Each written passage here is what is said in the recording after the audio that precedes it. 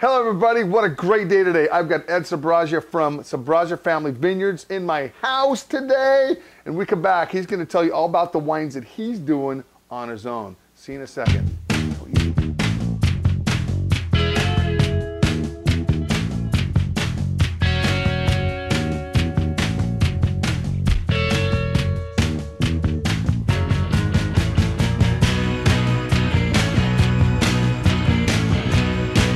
Hey everybody, welcome back. You know, just a little footnote, when I was working on Dobby in the mid-90s, I have been following Beringer wines for years.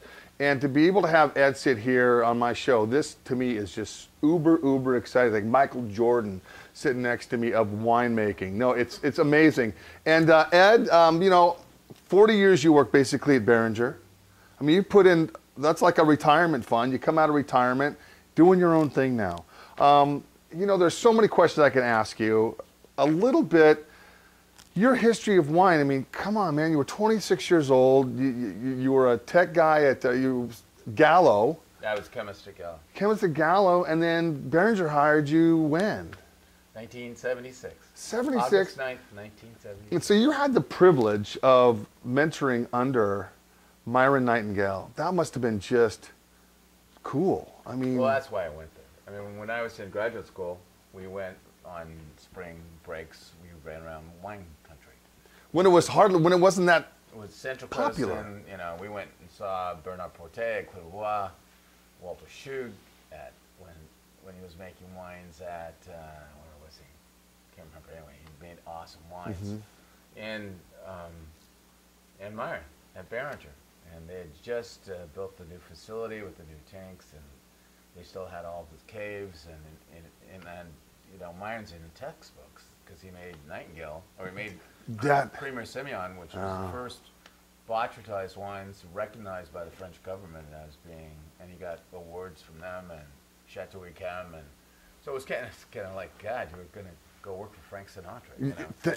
Again, what a cool time in your life being able to do all that, and then to be at a winery for as many years. And to get to know your vineyards and all that encompasses the bottle of wine that you eventually make.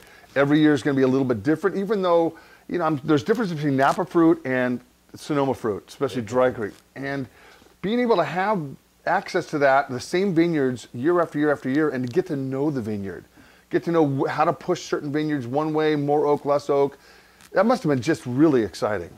Well, I mean, my grandfather came over to turn of the century and worked in the Italian Swiss colony, Asti, up in Northern California. And then my father was born here, raised in Italy, came back after World War I, no food, no jobs, and all the brothers came, they all worked at Asti. And then two of the brothers, Italo and Gino, my dad, started a little winery, and Depression did him in. And with a little bit of luck here and there, he accumulated some money working. He was the bottling manager for a company called Montebello Wine Company, which is the crushing facility became Ridge Montebello. Wow.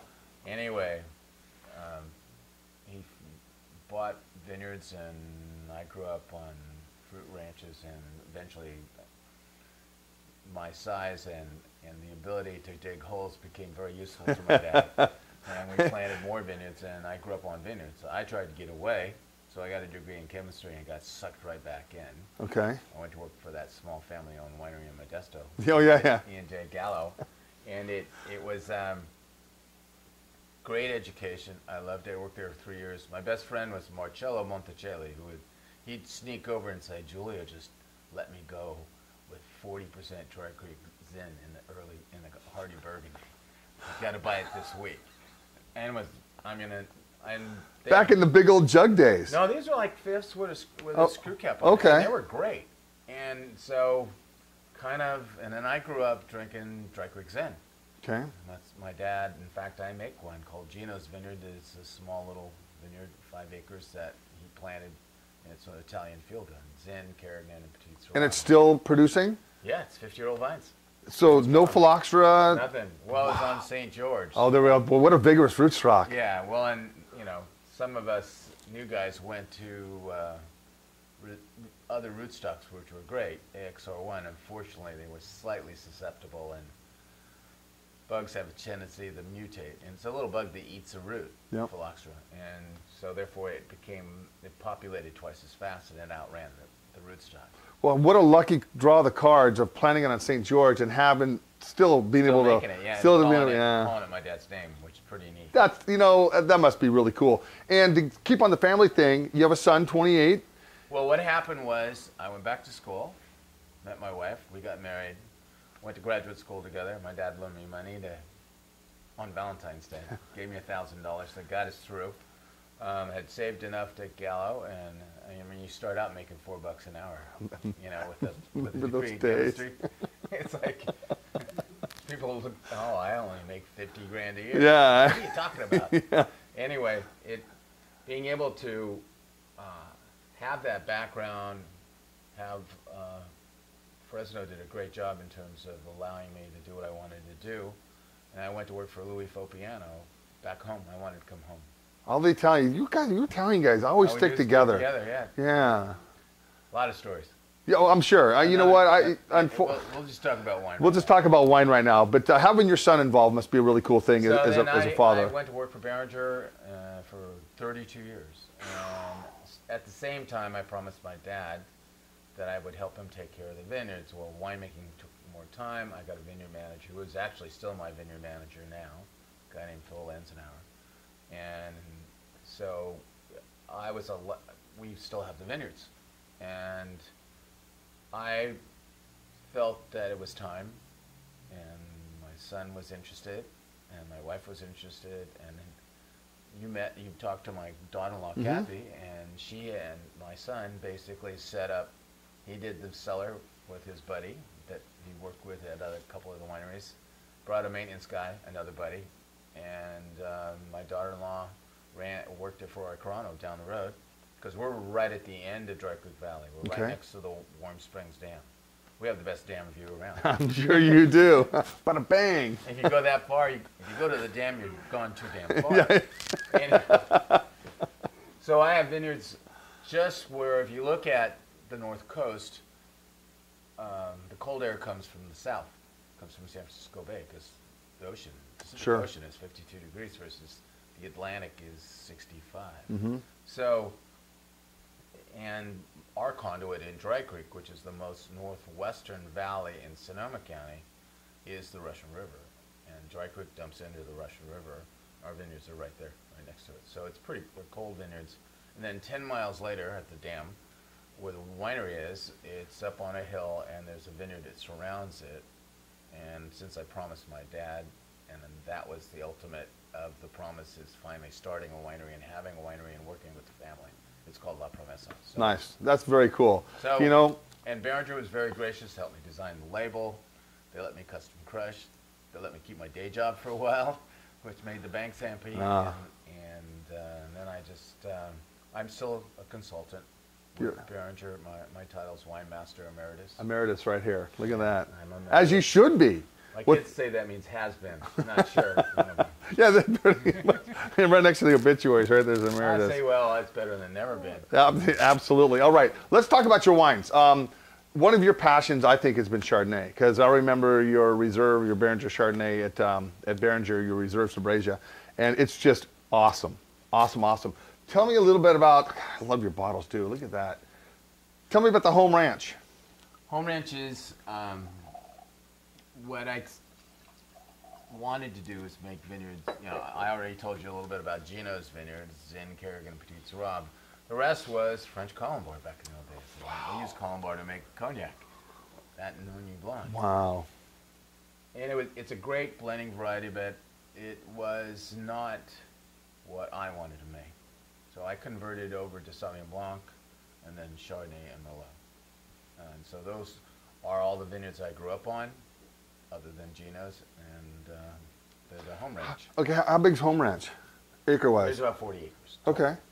So it's it's about half of what I do is our own vineyards, and then I've made a lot of friends in 35 years of making wine. So what Adam says is friends and family. So very nice. I like I make a Sauvignon Blanc that's all steel, which is very atypical for me. I'm a barrel guy. I like barrels. And when you start running around Burgundy, and, you know, and you start tasting Bâtard Montrachets and Premier Crus, you realize that and you think about it, they've been doing it this way for 1,000 years. And when I started at Beringer in the 70s, we were experimenting with barrel fermentation. No kidding. It's kind of odd, you know. I mean, they've been doing it for 900 years, and we're experimenting. But it's like it'd be foolish not to take advantage of what someone else has done for a long time that worked for them, and use that technique for you. And it doesn't mean it's going to work for you. Sure. So we tried it, and then eventually I incorporated it in how I made our Napa Valley and our Private Reserve with Beringer, and then the Sbragia limited release. What's your philosophy on oak? I mean, do you favor French oak over American oak? Over the years, I mean, American oak today is made just like a French oak barrel, aged longer. It's because of the way its makeup, it's actually a better container, but it's a very strong flavor.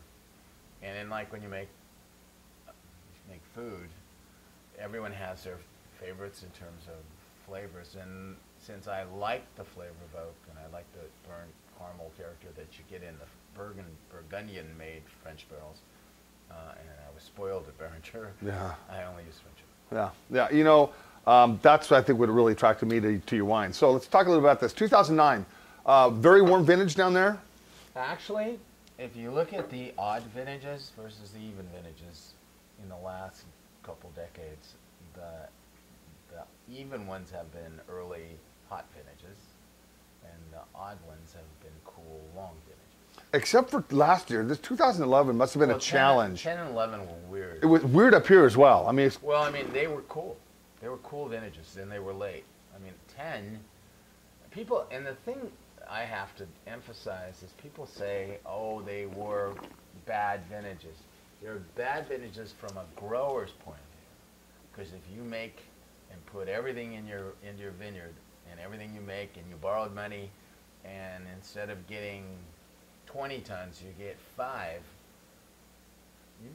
It's been a bad vintage. From a winemaker standpoint, that 5 tons is pretty good. So the wines are going to be good. You know, and you know, with El Nino, I think there's a little more rain at the end of the season. But I mean, it rains in Bordeaux every week. Sure. So I mean, it's not going to hurt Cabernets, which are the last ones to come in. If you had some varieties that weren't ripening because it was too cold, you might have lost them because of rot, or because of the cold in 2010, you didn't get the set in 2011. So it's a very difficult. They've been a challenge. Difficult vintages. Atypical for 09. 09 up here was just like huge cluster. Pinot Noir, they were look like they were on steroids up here. And ours with little berries and just intense. Plus, this is all Adam's vintage, my son, and he had finished fermentation, finished malolactic, which is secondary fermentation, in barrels, topped up, put to bed by December 15th. That's moving. That's moving along. I've never done that in 40 years, ever. There's usually something perking in February or March. Sure. Wow. So and they turned out real good. This wine. I like the barrel ferment Chardonnay. I like it. I like to leave it on lees. I like stirring it. So this is about half new oak because it's a cooler climate. Whereas I make one from the Gambles at Napa Valley. Let me make one, and that one's 18 months in barrels. It's my Bâtard Montrachet. There we go. That's a long time. 18 months in barrels, and then Adam wanted to stir it once a week for the whole time. So it's a That's big, laboring. yeasty, nutty character. Whereas this one, I want to showcase the fruit a little bit more, so we don't do as much. So what's your oak regimen on this? It's all French oak. Okay. And it's 50% new and 50% once used. And since it's 10 months in barrels, then the once used has only been used for 10 months, unless it gets one of the Gamble barrels. That would be a 2-year-old barrel already. You know, guys, I love the Chardonnay. It's got everything I love about a Chardonnay, man. It's pleasing on the palate, caramel, butterscotch, some vanillin. I just love it.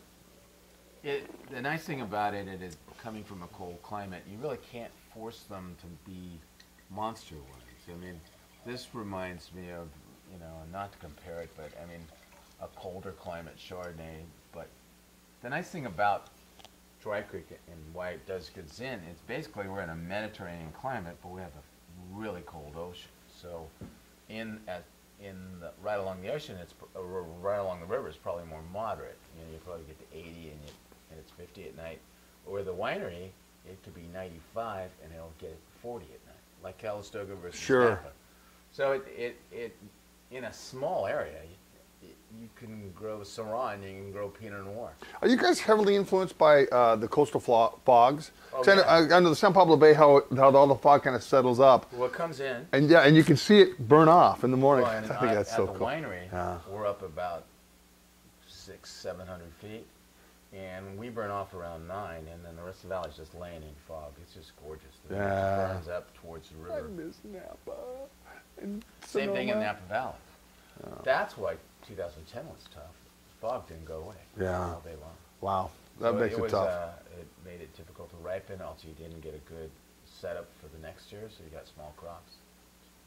The surplus is gone. All right, so on the Chardonnay retail, this is $26. $26 a bottle, guys. You can't get a better bottle of wine for $26. What's your case production on that? It's a 13-acre vineyard, but I sell about half of it. Okay. So I make about 2,500 cases. All right, manageable. You know, manageable. That's awesome. Our whole production last year, we sold 10,000 cases. All right. Next wine, your Merlot. Home Ranch Merlot. It's 100% Merlot. You do a little blending. No, all my, like in La Promesa Zin, I put a little Petit Syrah. In all the years I made Private Reserve, I probably put somewhere between 3 and 5% Cab Franc. Cab Franc. In that angle. In all right. Merlot. I always said if I had a Merlot good enough to put in a Cabernet, I'd bottle it separate. And I did one off of Hell Mountain called Bancroft Ranch Hell Mountain. Yeah. Cab. How big is Bancroft Ranch? This one. How big is Bancroft Ranch? It's like 30 acres. All right. It's mostly Cab, and then Cab Franc and Merlot. All right. I remember when I worked at Mondavi, we took a little field trip up to Bancroft Ranch, and it's just beautiful up there. Oh, it's gorgeous. It's the setting and just how it's all the trees around, and boom. I just had one last night, a 95 Bancroft Merlot. How was it holding up? Strong. I'm jealous. All right, let's talk about this Merlot. All right. Like that Chardonnay and the Merlot were both planted around 95, 96. So it's still a pretty young vineyard. Okay, it's a young vineyard. What kind of rootstock? What kind of rootstock are you? The Chardonnay is on SO4 and the Merlot's on 5C. And then a specific clone? Chardonnay is clone 5. Okay. And the Merlot is clone 3. Clone 3 is not broken. It's a nice clone. Sure. And both these vineyards are only, you could walk through the river. Dry Creek is maybe a quarter mile away. That whole area is a floodplain because the house I used to live in, where my son lives now, is about 3 feet off the ground. And I remember being little and there's water coming in the front door and going out the back. It flooded badly. And the river until the dam went in, and now it doesn't flood. There's some localized flooding, but not this big stuff, unless we get a 100-year flood again. But typically, so that whole area is alluvial. It's got lots of gravel and rock and clay, lots of clay. So Dry Creek Valley typically is rocky clay loam. So you get, what I've found on clay soils versus, say, gravel soils, like if you look at San Emilion, which is a lot of clay, you get these soft kind of Cabernets, and then you get on this riverbed where Pouliac is, and it's rocky. Well, the same thing with decomposed volcanic soils are more hard versus clay soils.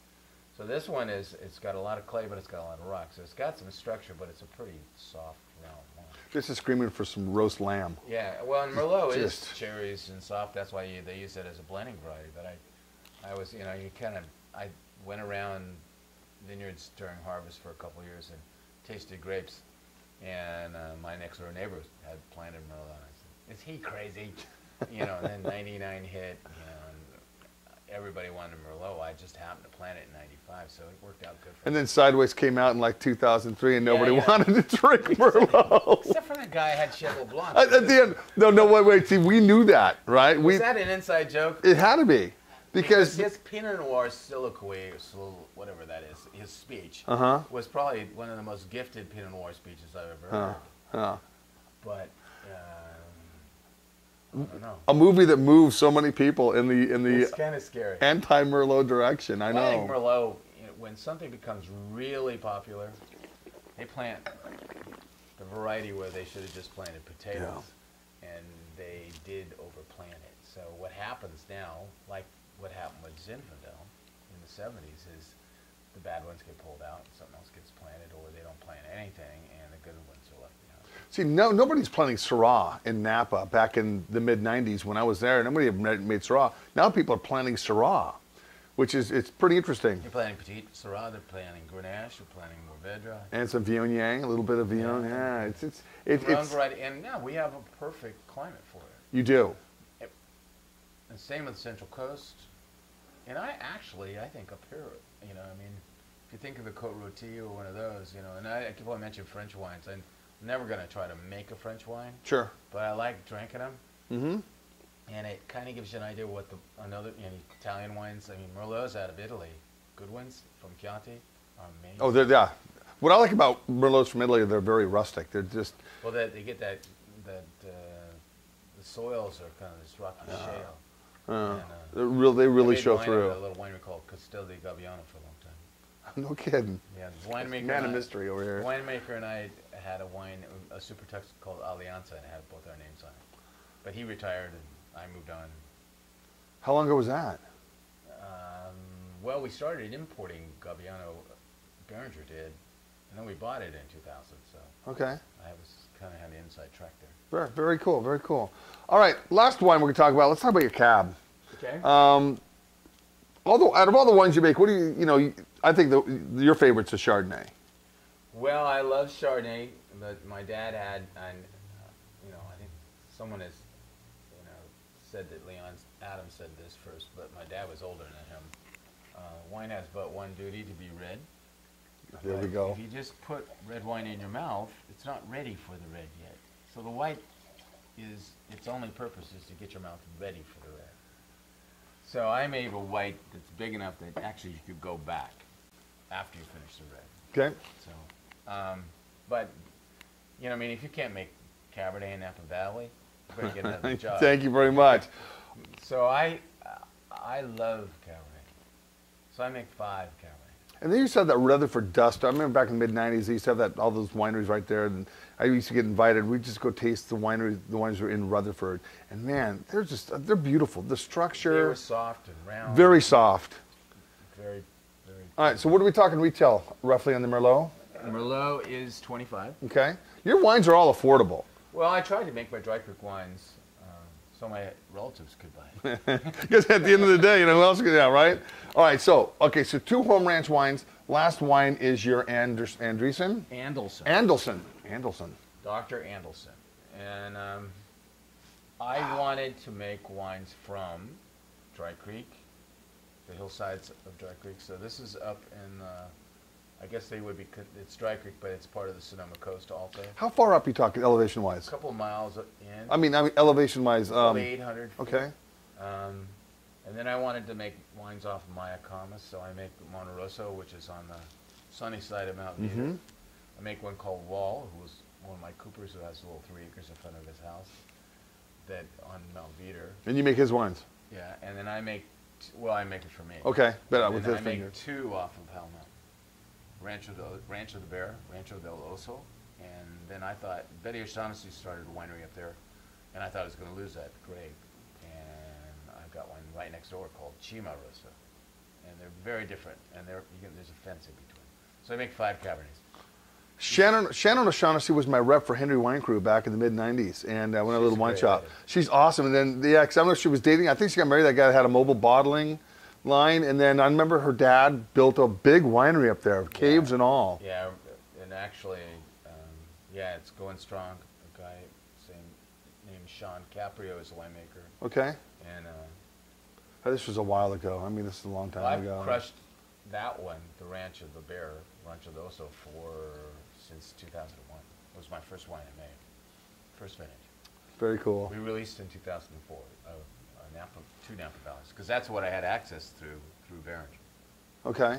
All right, so you do several labels. You know, I'm blessed to have these 3 wines here. You should never let a winemaker own their own winery. I make 13 different wines. And your Zinfandel is probably your least amount you make because it's 5 acres? It's 5 acres, and in the winery there's about 7, but I sell some. Yeah, I'm growing into it though. We're getting to a point where we're concentrating on certain things for the tasting room and certain things that'll come into. And your wine club? And the wine club. Yeah. So it's. Whenever you can go direct to consumer, that's great, man. That's like boom, boom, boom. I wanted to build a brand. I wanted Sbragia to be a brand, not just a bunch of wine. So therefore, we decided to sell to restaurants and retail also. So we go through distributors. Young's our distributor. Yep, they sure are. Retail in this? This one is cab? 38. Okay. Little licorice, little clove. I'd love that. It's a Dry Creek cab. You got to remember where that vineyard is. He's only 20 miles from the ocean. He and I were talking one day because as you get older, you go see your doctor more. He's my family doctor. Oh, there we go. He still makes house calls for my kids. Very cool. I have a granddaughter named Sienna. Anyway, I said, I'm starting a winery. This is 2002. And he said, I happen to have a vineyard. I said, let me see it. So I tasted some wines that he had crushed someplace else, and I started crushing it in 2002. And it's very typical of Dry Creek. Dry Creek is cool on that side especially. So you get these dry herbs. There's a lot of cherries. It's got a lot of tannin and color, but it's soft. And I think that's what I would describe Sonoma County in general as. It's just they're more supple wines. It's probably why all the Italians settled there because they were used to drinking, you know, Barbarescos and Brunellos, which aren't always soft wines, but you know, just a simple Chianti. I mean, I bring my big cabs to see my cousins because my aunt never came over, and my first cousins lived there. And I'll bring one of these, and they'll say, "Oh, this is really good," and then I'll take a fiasco of water and pour water in, and then drink it for dinner. You know, it's like you gotta always remember, wine is just something to drink. You know, wine at the end of the day is something to drink. All these critics can tear them apart, give them scores, give them this, give them that. And at the end of the day, we have our own palates. I have my palate, you have your palate. And what I always tell people is find a winemaker that you like and follow that winemaker to see how good they become. And my friend, you know, you have rocked it at Behringer, and you're rocking it right here with your own brand. And this is going to be, this is going to be fun. And when I come down with Mark, and we'll come down to your vineyards, we could walk around some vineyards, and we could do another one of these things. You know, like drink a Zinfandel and drink some of the other little specific wines you make. Go to the vineyard and drink the wine in the vineyard. Absolutely, you know, because it's right there. You know, you got squeezed cheese or, you know, some Velveeta or something on the side. But this has been a real pleasure. You know, me being able to sit here with you after all these years following you around, and finally, you know, finding out you're coming up here to Portland and doing the classic wine auction, which is great. It's a great benefit up here.